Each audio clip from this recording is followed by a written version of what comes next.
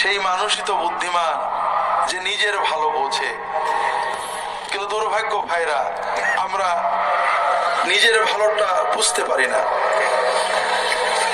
আল্লাহ তাআলা কুরআন কারীমে একটা ছোট্ট সূরা আমাদেরকে বলেছেন যে মানুষ সবাই ক্ষতির ভিতরে রয়েছে। মানুষ সবাই ক্ষতির ভিতরে। আসলে বাস্তব কথা বল, কোটি কোটি টাকার মানুষ, কোটি কোটি টাকার মানুষ 2-4 লাখ টাকার জন্য মানুষ খুন করে, জমি কেড়ে নিচ্ছে, দুর্নীতি করছে, আছে না নেই ভাই? টাকা ব্যাংকে কত আছে হিসাব নেই, তারপরে 2 লাখ টাকার জন্য অনেক অন্যায় করে ফেলছেন। কিন্তু এই টাকাগুলো সব রয়ে যাবে, এক সময় তাকে আল্লাহর ডাকে চলে যেতে হবে, ঠিক না ভাই? আমি আপনাদের রাজবাড়ী জেলার মাদার ডিস্ট্রিক্ট ফরিদপুর জেলায় গত প্রায় 12 দিন ছিলাম। আমার মা হঠাৎ হার্টের প্রবলেম হলো, যেটাকে ডাক্তারদের পরিভাষায় হার্ট ফেলিউর বলে। হার্ট বন্ধ হয়নি, কিন্তু হার্টের ফাংশন দুর্বল হয়ে গিয়েছে, যে কোনো সময় বন্ধ হবে। ডাক্তার ইসিজি দেখে বললেন দ্রুত কোনো সিসিউতে ভর্তি করেন। আমাদের পদ্মার এপারে পশ্চিমে, আমার বাড়ি ঝিনাইদহ, পদ্মার পশ্চিমে আপনাদের ফরিদপুরের হার্ট ফাউন্ডেশন, এটাই নাকি ভালো, আমার ঝিনাইদহের ডাক্তার বললেন। আমি মাকে নিয়ে দ্রুত ফরিদপুর ডায়াবেটিক সমিতির হার্ট সেন্টারে, আবার হার্ট ফাউন্ডেশনে ভর্তি হলাম। প্রায় 4 দিন সিসিউতে মা ছিলেন, আমরাও ছিলাম। এরপরও আরো প্রায় 8 দিন, মোট 12-13 দিন আমরা হাসপাতালেই ছিলাম। মানুষ যে কত মরে, আর মরণ যে কত সহজ, আর জীবন যে কত কঠিন। মানুষ সিসিউতে ভর্তি হচ্ছে, কথা বলছে, অস্থিরতা প্রকাশ করছে, ভালো লাগছে না, মরে যাচ্ছে। চোখের সামনে ঘন্টায় ঘন্টায় 5-10 জন মরছে। কথা বুঝতে পেরেছেন? 16ই ডিসেম্বর মা হাসপাতালে সিসিউতে, আমরাও আছি। হঠাৎ একজন খুব নাম করা ফরিদপুরের নেতা মানুষ ভর্তি হলেন। 16ই ডিসেম্বরে খেয়েছেন, কোন অনুষ্ঠানে গ্যাস হয়েছে, ভর্তি হলেন। যেহেতু প্রভাবশালী মানুষ, অনেক মানুষ তার সাথে, ডাক্তারও প্রাণপণে চেষ্টা করছেন, কিন্তু কোনো প্রভাবেই কাজ হলো না, হঠাৎ মারা গেলেন। উনি যখন খেয়েছেন তখনও মনে করেন নিজে মরবেন, যখন হাসপাতালে ভর্তি হয়েছেন তখনও মনে করেন নিজে মরবেন, কিন্তু মৃত্যু এসে গেছে। এভাবে আরো মজা, মিনিটে, ঘন্টায়, 2 ঘন্টায় মানুষ মরছে, আপনজনেরা পাগলের মতো কাঁদছে।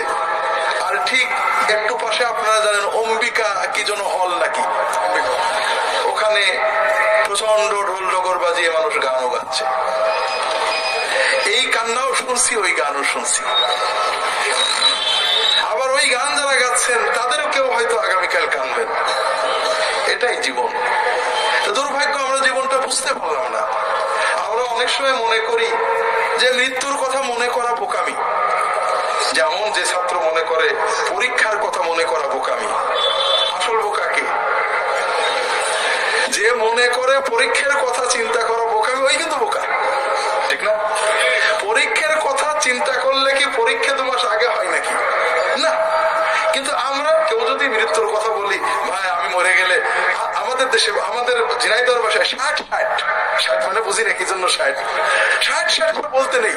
আপনজনেরা মৃত্যুর কথা বলতে দিতে চাই না, শুনতে চাই না। তার মানে কি, আমরা যদি মৃত্যুর কথা বলি তাহলে আজরাইলে আমাদের কথা মনে পড়ে যাবে, ঠিক না?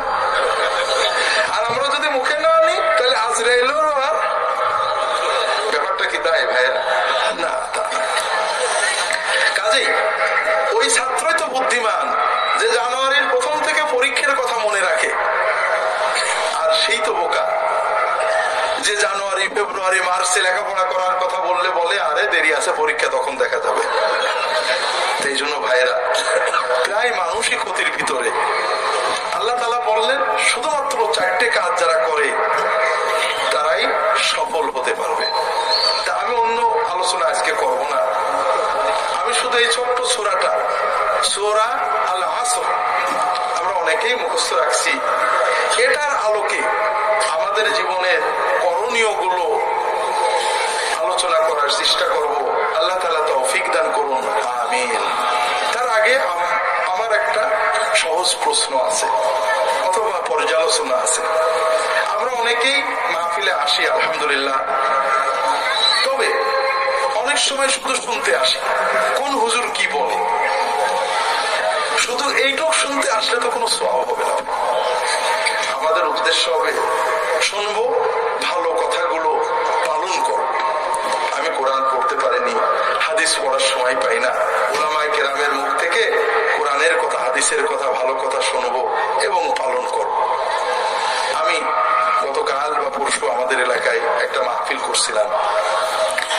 রবিউল আওয়াল মাস আসছে, বললাম যে ভাই রাসূলুল্লাহ সাল্লাল্লাহু আলাইহি ওয়াসাল্লাম রবিউল আওয়াল মাসে জন্মেছেন, এটা হাদিসে নেই।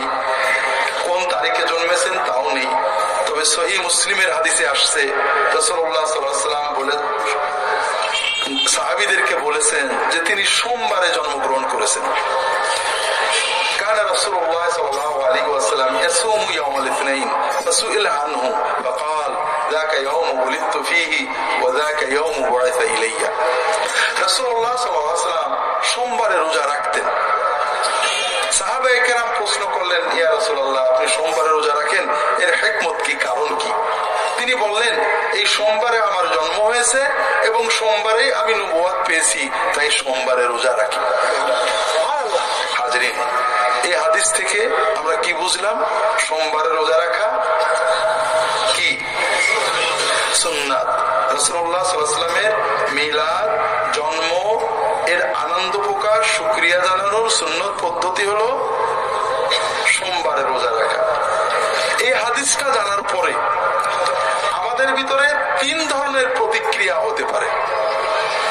একটা হলো, আরে দূর, এত কাল কোন হুজুর বললো না, কোথায় থেকে কি বলে। এই প্রতিক্রিয়া হলে আপনি ঠকে গেলেন। আর একটা প্রতিক্রিয়া হলো, কোনদিন তো শুনিনি রাসূলুল্লাহ সাল্লাল্লাহু আলাইহি ওয়াসাল্লাম সোমবারে রোজা রাখতেন, সোমবারের রোজাই তার জন্ম, কৃতজ্ঞতার, শুকরিয়ার সুন্নত পদ্ধতি। এই হুজুর বলল, আচ্ছা আমি আরো দু একজন হুজুরের কাছে জিজ্ঞাসা করে দেখি, আমি আরো দু একজন আলেমের কাছে জিজ্ঞাসা করি, অথবা আমি ইন্টারনেটে সার্চ করি সত্যই মুসলিম শরীফে হাদিসটা আছে কিনা। যদি থাকে তাহলে অবশ্যই আমি নবীর এই সুন্নত পালন করব। কথা কি বুঝতে পেরেছেন? এই প্রতিক্রিয়া ভালো। আর একটা প্রতিক্রিয়া, যে আলেম বলল, তারপরে যদি আস্থা থাকে যে না উনি হাদিসের কথা যা বলে মোটামুটি ঠিক বলে, সঙ্গে সঙ্গে সিদ্ধান্ত নেওয়া যে ইনশাআল্লাহ আগামীকাল সোমবার থেকেই আমি যে কয় সোমবার পারি রোজা রাখবো। কথা বোঝেননি? পরশুদিন প্রশ্ন করছিলাম যে ভাই হাদিসটা শুনে সোমবারে রোজা রাখার নিয়ত কে কে করেছেন, তখন কেউ হাত তুলেনি। কারণ আসলে আমরা শুধু শুনতে চাই, মানার চিন্তাটা আসতে চাই না। কিন্তু আমি যখন স্টেজ থেকে নামি, আমার এক ভাই এসে বলছে যে হুজুর নিয়ত করেছি আমি এখন থেকে সোমবারে রোজা রাখবো। আমি বললাম মাঝে মাঝে রেখেন। বলে না হুজুর, প্রতি সোমবারে ইনশাআল্লাহ রাখবো। পাশাপাশি বৃহস্পতিবারও রোজা রাখবেন যদি পারেন। আল্লাহ রাসূল সাল্লাল্লাহু আলাইহি ওয়াসাল্লাম বলেছেন তিনি সোম এবং বৃহস্পতিও রাখতেন। তিনি বলেছেন যে সোম এবং বৃহস্পতিবারে